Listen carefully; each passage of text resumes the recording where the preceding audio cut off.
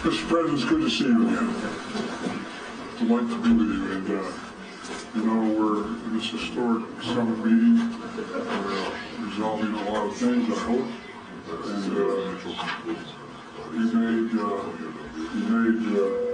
all the more historic by the agreement you reached yesterday and the addition of Sweden.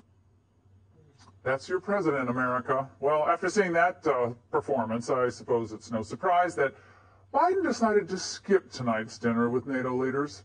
And it's not the first time. An Axios report by Alex Thompson pointed out it's the third time this has happened. The New York Times reporting last month that after fatiguing days on the road, he skipped dinner with world leaders in Indonesia last year and again in Japan this past May. But the facade is already being built around the octogenarian president.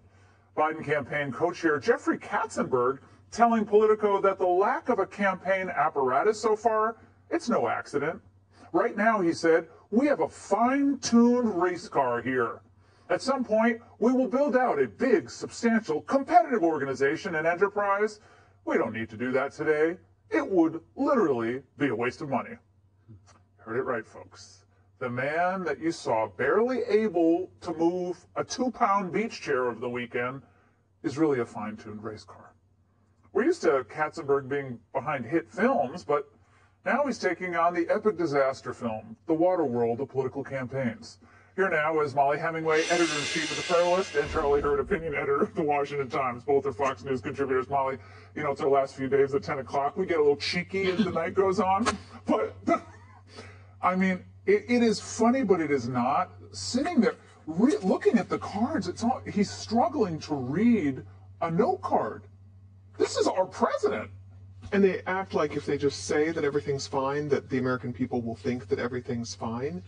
There's a truth here, though, that the campaign you might say it's being run fine, and that's because really the corporate media run the Biden campaign. That's what they did in 2020. Remember, he barely campaigned, and when he did, it was an epic disaster, and yet the media did such a good job of running it for him, they're probably just counting on the media doing it again, should he be the nominee. Yeah, Charlie, I think Mollie raises a good point. I mean, look, why hire a staff? You have a staff over at, you know, the other networks, in the New York Times, the Washington Post, etc. Why do you really need to build out an organization? That would actually indicate that he was going to campaign. Yeah, you have a complete political arm in every newsroom in America, it seems.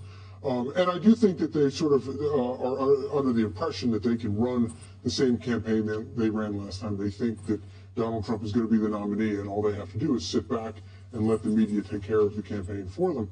But I think that Mollie's exactly right. It's not going to work. You can lie to people only so much, and at some point, you know, a voter can't unsee Biden dragging the beach chair, struggling to drag the beach chair across the beach, or you can't unsee him falling down on the stage at the Air Force commencement.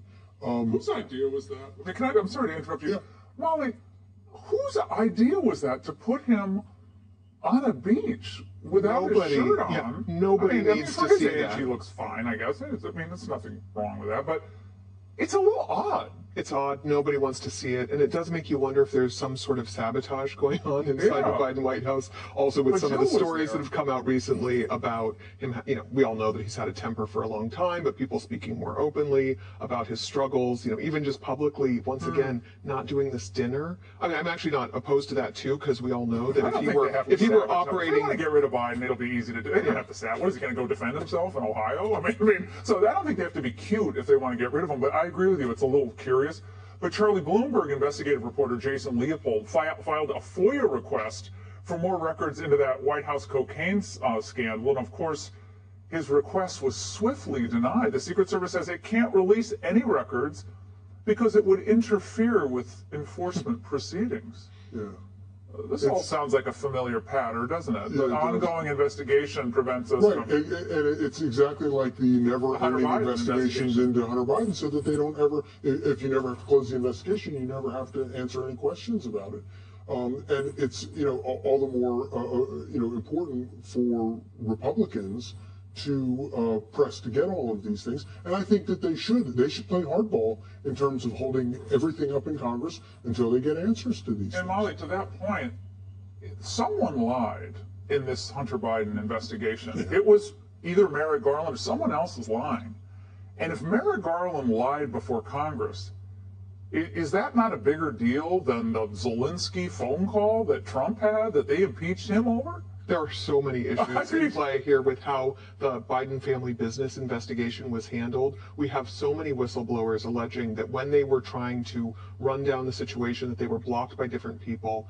We do definitely have a conflict between what the U.S. Attorney Weiss has said and what Merrick Garland has said. They definitely need to clarify this. There's clearly someone's not telling the truth here. But the bottom line is really that we all know what happened here with this investigation was that Hunter Biden gets a sweetheart deal. They ring up all of their political enemies on the slightest of charges. They find reasons to go after them. And with their political friends, they protect them and they give them deals that the rest of us would never dream of. Yeah, getting. they're so concerned about the rule of law. Trump was just a wrecking ball against the rule of law, they said. Who's the wrecking ball now? Yeah, no, and you know, it's sort of a tired talking point, but I think it is important. You know, just imagine if any of these things had happened under a Trump administration, it would be a whole different, and the media would be treating it. They'd never let it go. Now, Mollie, I mentioned Zelensky earlier, but he went after Biden for rejecting Ukraine's NATO membership, tweeting earlier this morning that it's unprecedented and absurd when time frame is not set.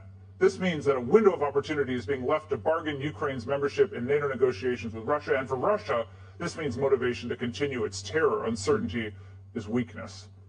Mollie, not a lot of gratitude there for the American people forking over, what is it, totally about $200 billion and counting? Right. I mean, he might be trying this approach because it's actually worked for him thus far. Everything he asks for or demands, Biden supplies that to him. The problem is that we have a very serious situation here. Ukrainians are dying, the country is being destroyed, and the United States, which used to serve a role as a kind of statesman role where they could work to resolve these conflicts, is instead actually exacerbating the situation in some cases and just not providing any leadership. Kerosene on the fire, perhaps. Well, and there are other countries that could come in and provide that leadership, and we don't, that we can't really afford this right now. There's not a lot of strategic thinking about the nature of this conflict and how investing so much and giving so much there has left us vulnerable, and also how it has left us unprepared for bigger, greater threats a world away. Yeah, as we're seeing in China. Mollie and Charlie, thank you both. And thank you for being so wonderful at 10 o'clock. You'll even be better at 7 o'clock.